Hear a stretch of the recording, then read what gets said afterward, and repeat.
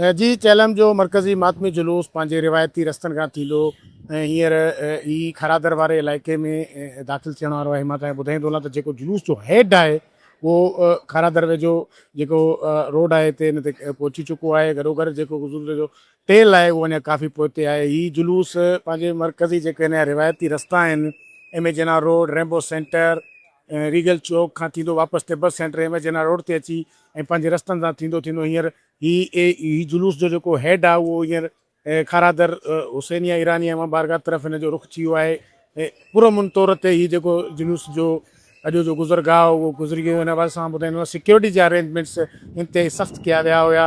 5000 खां वधीक हिते पुलिस जा एहलकार, गॾोगॾु रेंजर्स ऐं बम डिस्पोजल स्क्वाड, उन सां गॾोगॾु ॿिया इंटेलिजेंस जा एहलकार हिते मुक़ररु आहे जेके जुलूस जी गुज़रगाह ते पंहिंजो सिक्योरिटी क्लीयरेंस कंदा पिया। उन बाद जेके हितां जी जुलूस जी रवां दवा हुई उहो जारी रहियो। गॾोगॾु जेके जुलूस जी गुज़रगाह हुई उते मुख़्तलिफ़ हंधनि ते जेके अज़ादार आहे उन्हनि जे लाइ सबील गॾोगॾु न्याज़ जो बंदोबस्तु कयो वियो।